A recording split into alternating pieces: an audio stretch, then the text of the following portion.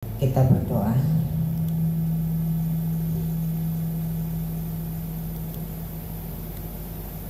Sungguh agung karyamu, ya Allah, Alfa dan Omega. Engkaulah awal dan akhir, pemilik segenap waktu. Kami bersyukur untuk kebaikan, anugerah dan cinta kasih yang Tuhan telah nyatakan bagi umat. Ya Allah, atas rahmat-Mu, kehidupan kami semakin diperlengkapi. Di saat ini, di tempat ini, Engkau mengenal setiap kami yang Kau kasih. Apapun yang terjadi atas hidup kami sepanjang tahun ini, semuanya nyata bagimu. Ya Bapa, di masa Advent ini kami berharap memohon kepadamu sesuatu yang baru, yang menghidupkan, yang membahagiakan telah Engkau persiapkan. Maka arahkan hati dan pikiran kami supaya cinta kasih-Mu semakin memperlengkapi kami untuk kehidupan yang lebih bermakna. Saatnya kami merindukan sapaan-Mu di dalam kuasa firman-Mu. Firman-Mu itu hidup, yang mampu dan berkuasa merubah kehidupan kami semakin lebih baik. Maka sapalah kami ya Tuhan dengan firman-Mu, dan urapi juga hamba-Mu yang menyampaikan kebenaran firman Tuhan. Biarlah setiap kami diberkati di dalam firman-Mu. Bersabdalah ya Tuhan, karena kami telah siap mendengarkan Engkau. Amin. Shalom. Shalom. Apa kabar di pagi ini? Luar biasa. Coba kita akan menyampaikan ungkapan rasa syukur kita karena kita memasuki masa raya Advent. Silakan sodorkanlah tangannya ke kiri, kanan, muka belakang semampu yang bisa sampai, dan ucapkanlah salam Advent. Salam Advent. Iya. Salam Advent bagi gereja itu adalah salam tahun baru. Karena tahun baru yang sesungguhnya adalah Advent buat orang Kristen. Kalau tanggal 1 Januari itu tahun barunya setiap orang di dunia ini. Tapi bagi orang Kristen tahun baru itu adalah Advent. Jadi kita ini sedang bertahun baru. Maka mari arahkan hati dan pikiran kita, memperlengkapi diri, mempersiapkan hati dalam memasuki tahun baru yang telah Tuhan siapkan. Untuk itu di hari ini kita akan disapa dalam kebenaran firman Tuhan. Saya sudah siapkan di slide dua bahasa. Yang pertama kita akan baca dalam bahasa Indonesia. Nats khotbah kita yaitu dari kitab Nabi Yesaya pasal 40, yang dimulai dari ayat yang pertama sampai dengan ayat yang kelima. Judul perikop adalah keselamatan untuk bangsa yang di dalam pembuangan. Kita akan membaca secara bergantian berita kelepasan. Saya bacakan di ayat yang pertama, jemaat Tuhan baca di ayat yang kedua. Kita bergantian, nanti di ayat yang kelima kita bersama-sama. Hiburkanlah umatku Demikian firman Allah.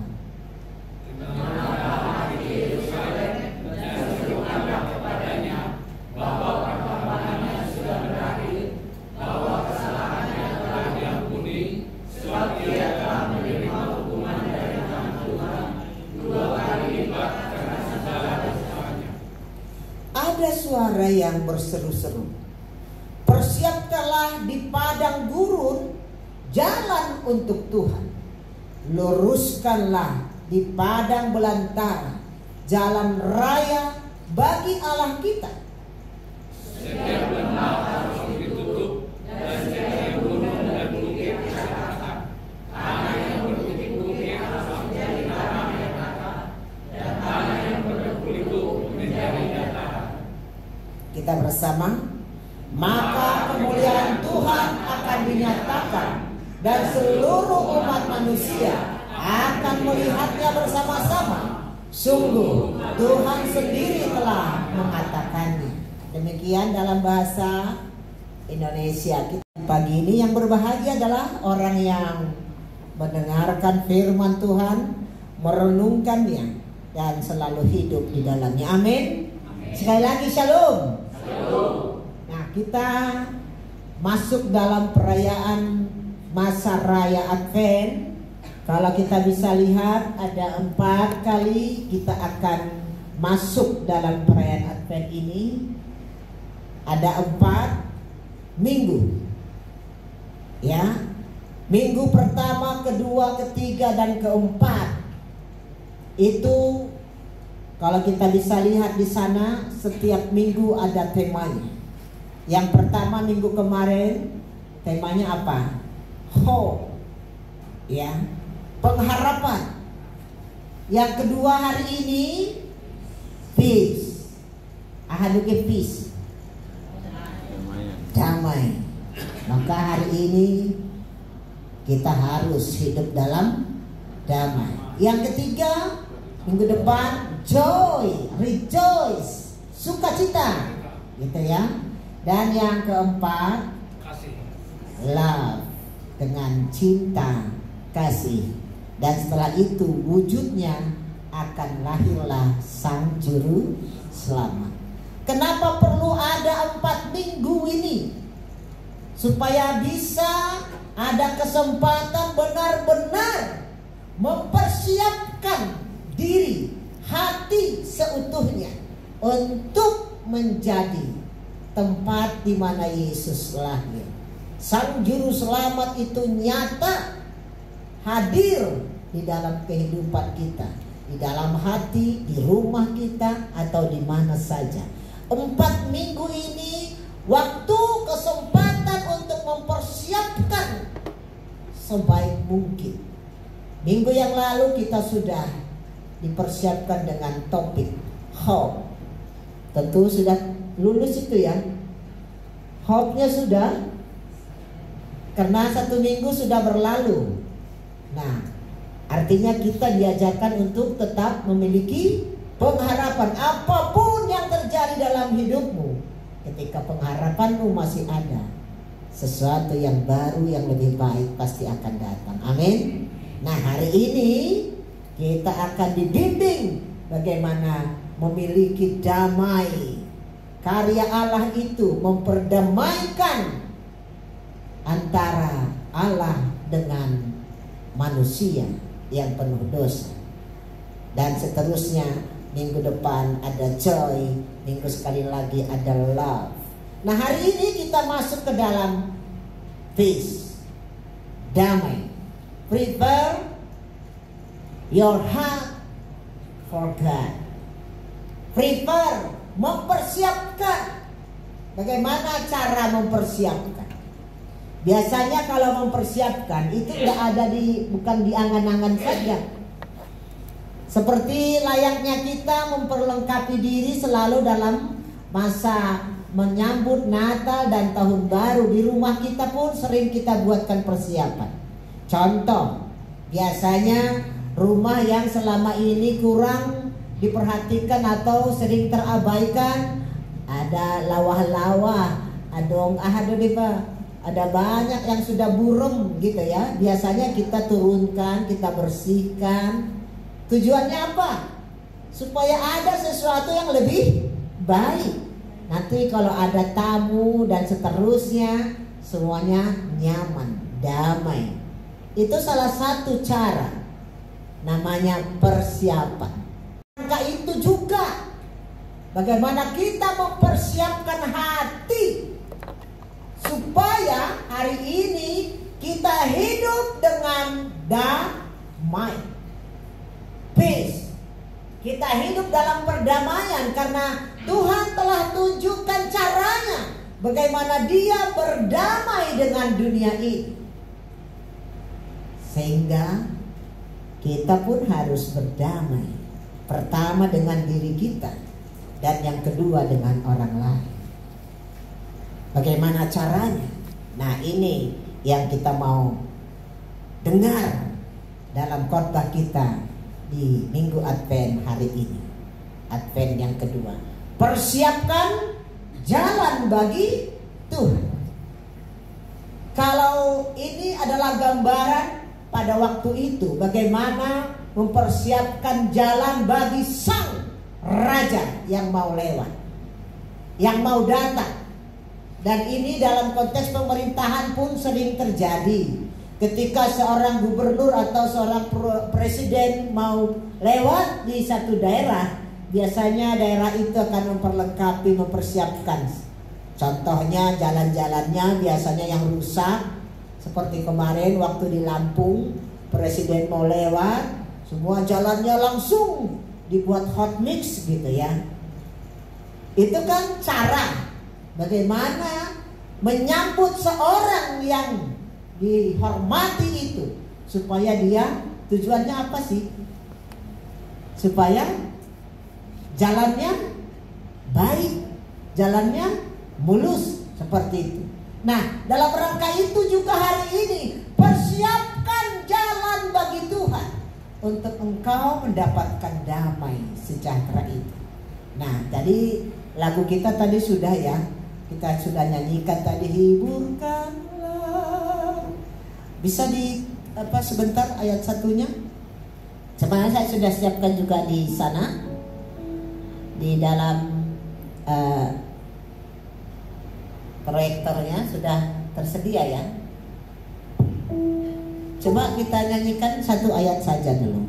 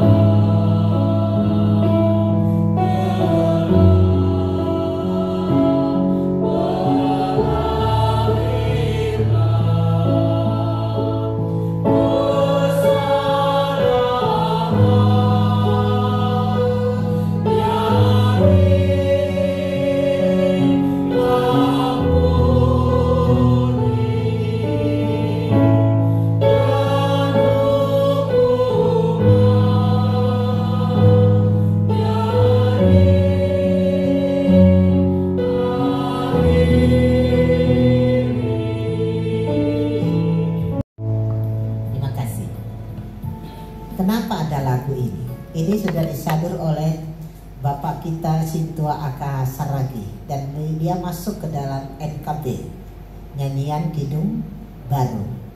Nah, ini salah satu produknya orang Simalungun dari konteks Yesaya 40 ini disadur menjadi sebuah pujian yang dituliskan dalam NKB.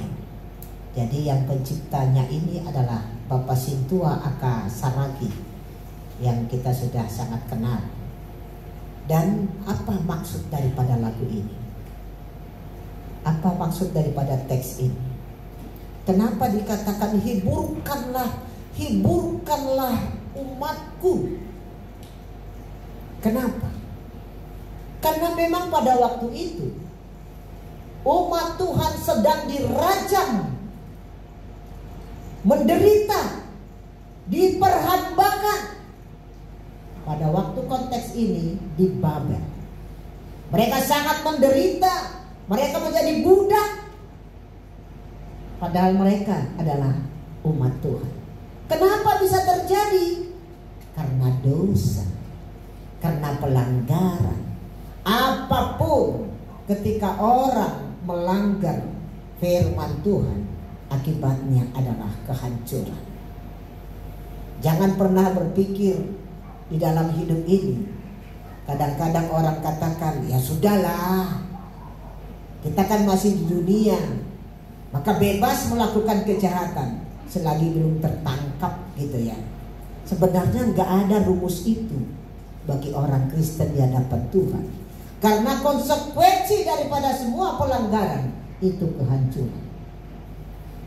Tapi jeritan-jeritan yang terjadi di Babel pada waktu itu atas umat Tuhan yang disiksa, umat Tuhan yang membuat jadi budak dan hamba, Tuhan mendengar ceritanya mereka. Karena di antara mereka masih ada yang ingin kembali kepada Tuhan. Mereka ingin merindukan bagaimana kehidupan yang dipimpin oleh Tuhan, bukan yang diperhambakan oleh orang yang tak kenal Tuhan. Dan ungkapan itulah yang didengar oleh Tuhan. Maka terbitlah nats ini. Tuhan memprakarsai pada nabi. Dia katakan, hiburkanlah, hiburkanlah umatku atas segala apa yang mereka alami. Maka dikatakan di sana, hiburkanlah, hiburkan umatku. Itu firman Tuhan. Bukan hanya hiburkan, tenangkanlah hati Yerusalem. Kenapa? Tuhan akan nyatakan perhambaan telah berakhir. Lalu kesalahannya telah diampuni. Nah, ini kan wujud dari cara Tuhan memperdamaikan diri. Jadi Tuhan tidak lagi mengingat-ingat kesalahan, ya, tidak lagi membiarkan umatnya jadi budak, tapi atas kasihnya Dia memperdamaikan dirinya kepada umat yang berdosa itu. Dan caranya dia katakan dalam teks berikutnya, suara yang berseru-seru. Kita baca, persiapkanlah di padang gurun jalan untuk Tuhan. Nah, ini cara Tuhan memperdamaikan dirinya atas cinta kasihnya kepada umatnya tadi yang sudah ya diperhamba. Dia katakan, aku mengampuni engkau, kesalahanmu sudah kuampuni. Sekarang mari aku mau berdamai denganmu.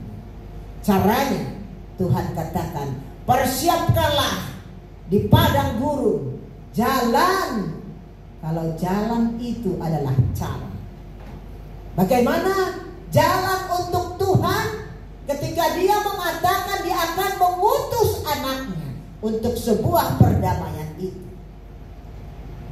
Persiapan yang pertama dikatakan di sana, luruskanlah di padang belantara jalan raya bagi Allah kita. Kalau disebutkan luruskan berarti sebelumnya bengkok, kan begitu ya. Kalau tidak lurus itu berarti ada yang salah, bengkok. Ya, kenapa dikatakan luruskan? Karena selama ini kehidupan umat itu sudah kemana-mana, tidak lurus berjalan di jalan Tuhan. Sama halnya dengan kita. Ada banyak cara berpikir kita yang bengkok, jalan kita yang bengkok. Atas segala keterbatasan berpikir, kesalahan, mungkin kejahatan yang kita lakukan, sehingga jalan kita bengkok. Dan biasanya kalau bengkok itu akan hancur. Kan seperti itu. Maka hari ini Tuhan katakan, luruskanlah jalan bagiku di padang belantara. Bagaimana caranya? Yang pertama, coba kita lihat dulu di sana. Setiap lembah harus ditutup. Ini yang pertama. Apa maksudnya lembah? Ini lembah, ini gambaran analogi daripada hati yang tertekan, hati yang remuk atas banyak perkara kita di dunia ini. Harus ditutup. Selesaikan itu. Buka lembaran baru. Kira-kira seperti itu. Nah, kalau kita hidupnya tertekan selama ini, ada banyak perkara yang membuat kita merasa down. Hari ini Tuhan katakan, lembah harus ditutup. Selesaikan itu. Jangan pernah pendam-pendam apapun yang menyakiti engkau, dari siapapun itu, baik dari suami atau dari istri, dari orang tua, dari anak. Jangan pernah pendam yang namanya kesakitan, akar-akar pahit itu. Segera tutup, tuntaskan. Itu cara pertama. Bersedia? Bersedia? Kalau enggak, nanti kita enggak sampai kepada yang disebutkan tadi, peace. Kalau enggak ada kesediaan untuk itu, enggak akan pernah ada yang namanya peace. Itu pertama, harus tuntas hari ini. Di minggu ini paling tidak. Tutuplah segala yang namanya lembah-lembah kesakitan itu. Apapun itu. Jangan pernah pelihara yang menyakiti engkau. Sakit hati, no. Yang kedua, coba kita lihat. Setiap gunung dan bukit harus diratakan. Ini analogi tentang kesombongan, tinggi hati, yang mungkin kita tidak sadari yang menyakiti orang. Kata-kata yang sombong, cara berpikir yang sombong, congkak di hadapan Tuhan dan sesama. Hari ini ratakan, pangkas, tak perlu itu ada. Menonjol untuk sebuah kehancuran, untuk apa? Sekarang ratakan itu. Karena itu tidak pernah membuatmu bahagia dan damai. Bersedia? Bersedia ya? Yang namanya atas nama kesombongan, kemunafikan atau apapun, segeralah pangkas, ratakan. Baru ada kedamaian. Terus yang ketiga, tanah berbukit-bukit harus menjadi tanah yang rata. Berbukit-bukit itu analogi daripada begitulah gelombang kehidupan kita. Ketika kita bisa, ya, seperti ombak di laut itu, apapun kita harus selalu ada. Seperti enceng gondok yang pernah saya analogikan. Enceng gondok itu walaupun setinggi apapun namanya gelombang, dia selalu ada di atas dari gelombang itu. Dia tidak pernah masuk ke dalam air itu, tapi dia selalu terangkat sejauh apapun gelombang, dia selalu ada di atas. Dan yang terakhir, tanah yang berlekuk-lekuk harus menjadi datar. Artinya apa? Ada usaha bagaimana yang lekuk-lekuk itu diratakan kembali menjadi dataran, supaya semuanya menjadi bagus. Itu ada usaha di dalamnya. Enggak datang sendiri perdamaian itu.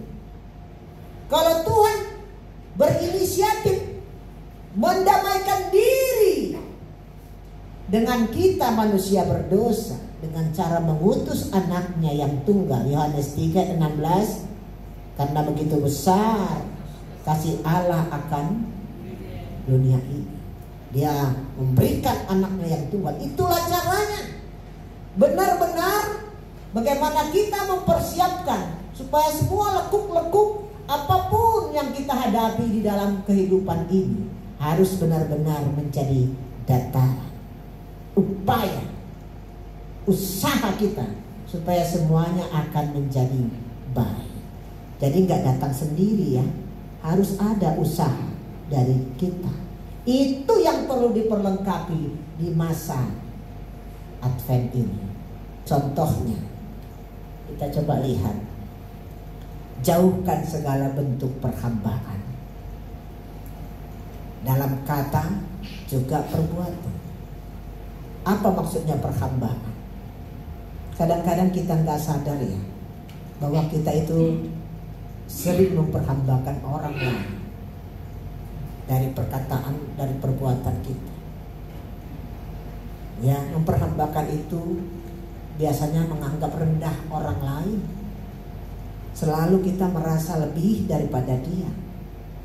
Padahal Tuhan tidak pernah mengajar kita untuk seperti itu. Bahkan kalau Tuhan mengatakan, biarlah engkau membuat dia lebih tinggi daripada engkau. Karena orang yang meninggikan selalu direndahkan. Dan orang yang rendah, dia akan ditinggikan oleh Tuhan. Jadi jangan pernah melakukan segala bentuk perhambaan di rumah. Misalnya masih adakah sekarang suami merasa kalau istrinya itu adalah budak, hamba yang hanya siap melayani dia apapun yang dia inginkan? Dalam sebuah drama-drama, tadi malam juga masih ada drama seperti itu ya. Penderitaan seorang perempuan. Wow. Itu tadi malam dramanya Bapak Inang di Cipayung. Ternyata masih ada ya. Ya, bapaknya yang hanya kerjanya di kedai martua, ya, marjudi. Sementara ibunya berusaha merengge-rengge atau apapun supaya ada yang mau dia kasihkan sama anaknya. Yang sekolah lah, yang untuk makan lah. Itu bentuk perhambaan. Kekerasan dalam rumah tangga sekarang terjadi dan sekarang lagi meningkat. Maka ada banyak perceraian, banyak perselingkuhan, dan banyak lagi kejadian-kejadian di dalam keluarga-keluarga menghancurkan diri. Itu karena ya masih ada orang merasa dia lebih daripada yang lain. Artinya memperhambakan orang lain.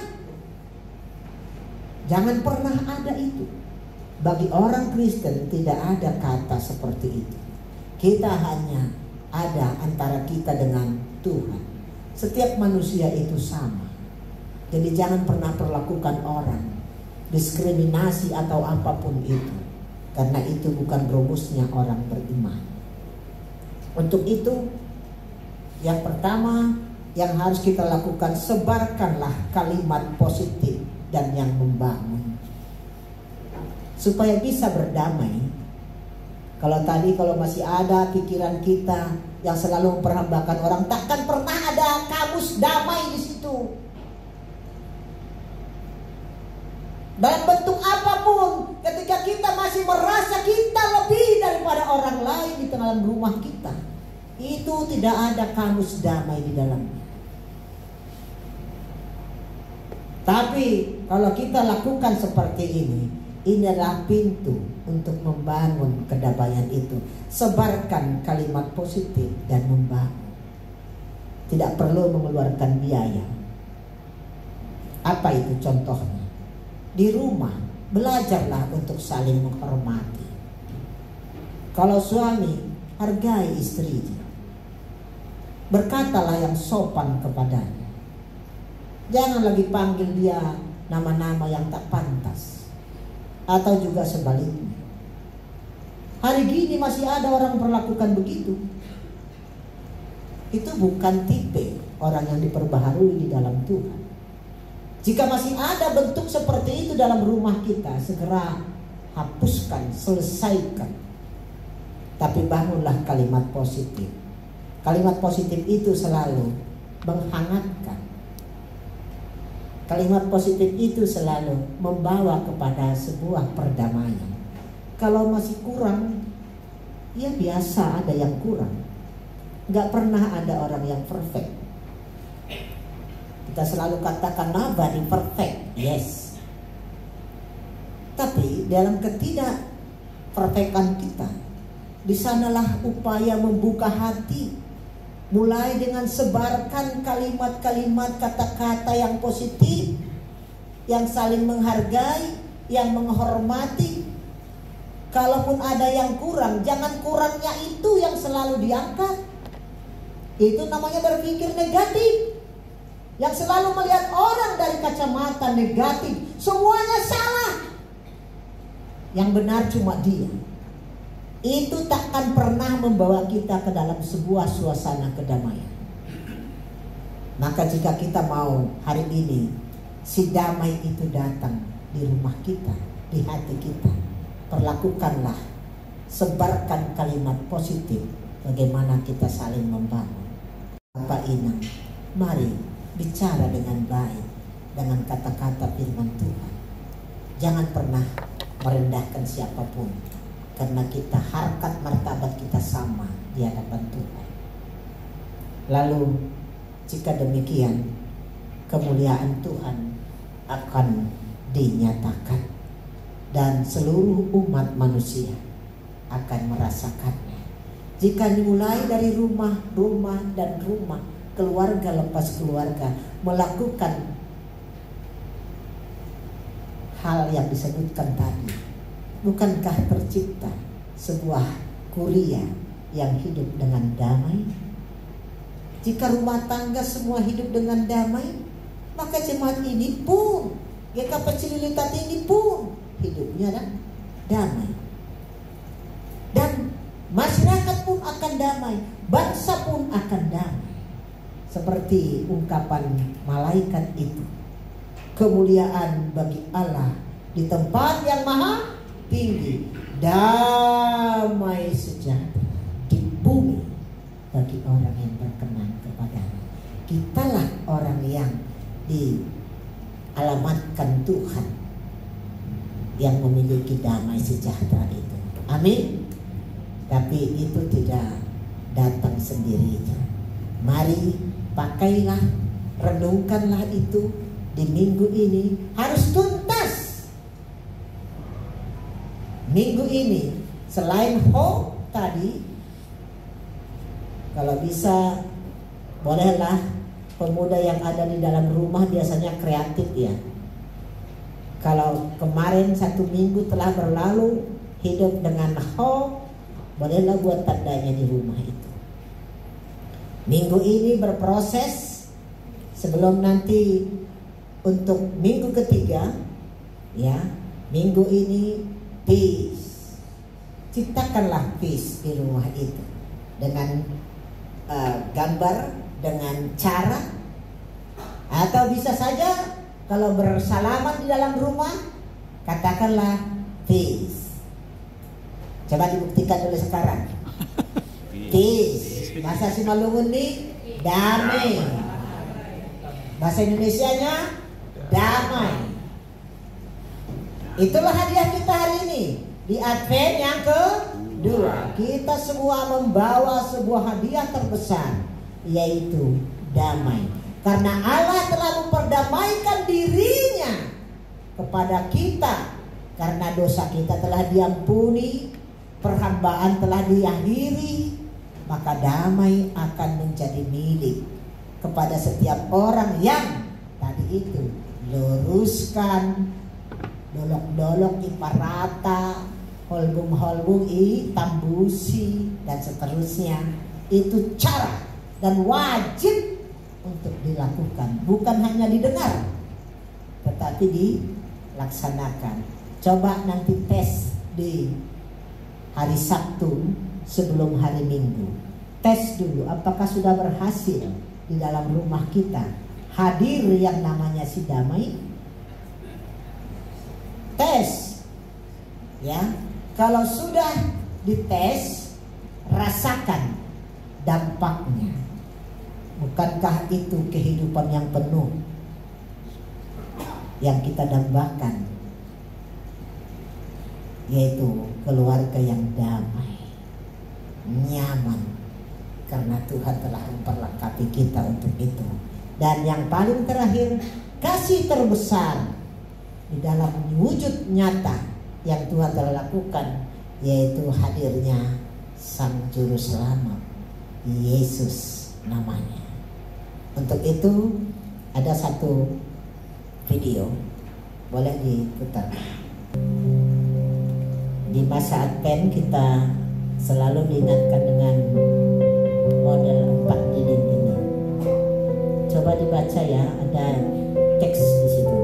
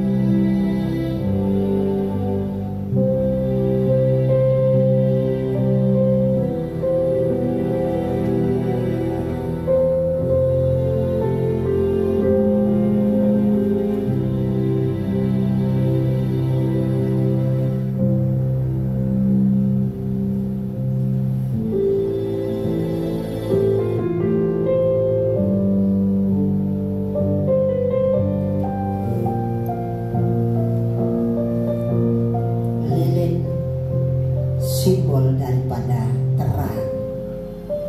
Dia rela meleleh supaya di sekitarnya ada cahaya, karena cahaya itu simbol daripada kehidupan.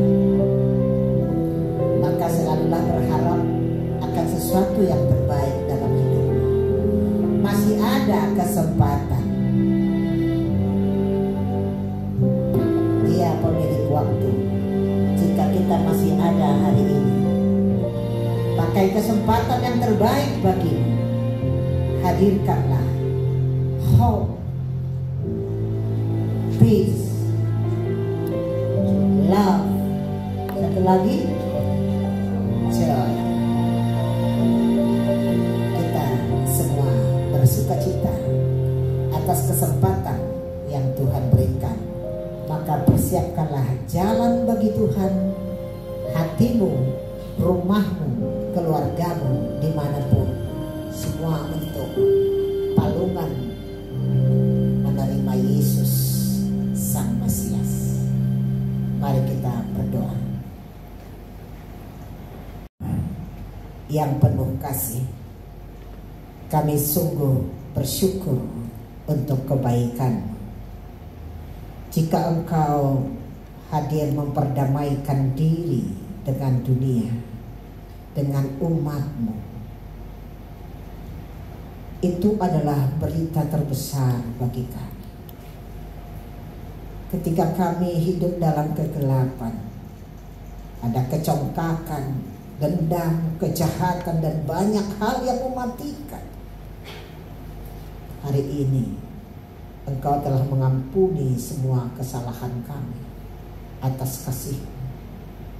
Bahkan Engkau mengangkat perhambaan itu dan menghancurkannya, supaya ada kehidupan baru bagi setiap orang yang perlengkapi, mempersiapkan jalan bagi kehadiran.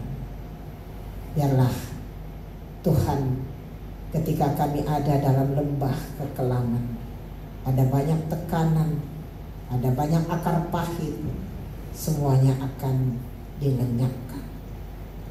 Kami akan hidup di dalam sebuah pembaharuan, yaitu damai yang daripada-Mu. Ajar kami Tuhan untuk bisa benar-benar prepare, memperlengkapi diri, mempersiapkan hati kami, supaya kami benar-benar memahami cinta kasih-Mu atas anak-Mu yang Kau utus menjadi Mesias, Sang Juru Selamat, untuk sebuah kehidupan kekal. Terima kasih Bapa atas firman-Mu yang boleh kami dengar hari ini. Kami dikuatkan untuk menjadi pelaku, pembawa damai di dalam rumah tangga atau dimanapun kami ada. Saat ini kami berdoa juga untuk jemaat Tuhan yang sedang dalam perawatan dan juga pemulihan atas sakit dan penyakit. Bapak Paber Simarmata, pemulihan di rumah. Bapak Milton Aritona, Bapak Marsen Sinaga, juga dalam pemulihan di rumah. Inang Adelina Sirait, rawat jalan. Iwan Aritonan, juga pemulihan di rumah. Bapak Brody Girsang, dirawat jalan dan juga dalam pemulihan.